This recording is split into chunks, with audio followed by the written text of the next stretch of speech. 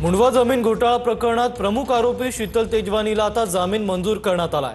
बावधन पोलिसांच्या प्रकरणात शीतल तेजवानीला जामीन मिळालाय। पुणे पोलिसांच्या प्रकरणात मात्र शीतल तेजवानी अटकेत राहू शकण्याची शक्यता आहे।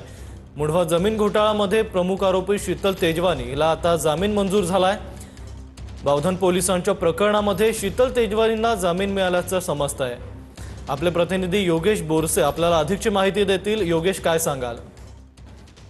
पुण्यातील मुंडवा जमीन गैरव्यवहार प्रकरणातील जी काही प्रमुख आरोपी होते अर्थात शीतल तेजवानी, त्या शीतल तेजवानीला आता जामीन मंजूर झालेला आहे।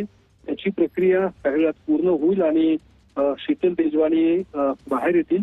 मात्र पुणे पोलीस कदाचित पुन्हा शीतल तेजवानीला ताब्यात घेण्याची शक्यता आहे दुसऱ्या गुन्ह्या प्रकरणी। ज्या पद्धतीने हा संपूर्ण मुंडवा जमीन गैरव्यवहार झाला होता त्यामध्ये शीतल तेजवानी यांचं प्रमुख नाव होतं आणि इतर अर्थात पार्थ पवार यांचं देखील या प्रकरणामध्ये नाव आलं होतं। इतर जे काही आरोपी आहेत अर्थात तहसीलदार येवले आणि इतर तारू म्हणून जे सहाय्यक निबंधक आहेत हे देखील अद्यापही पुणे पोलिसांच्या ताब्यात आहेत। मात्र या सगळ्या प्रकरणामध्ये ज्यांचं नाव प्रमुख घेतलं गेलं होतं ते अर्थात शीतल तेजवानी, त्यांना मात्र आता जामीन मंजूर झालेला आहे।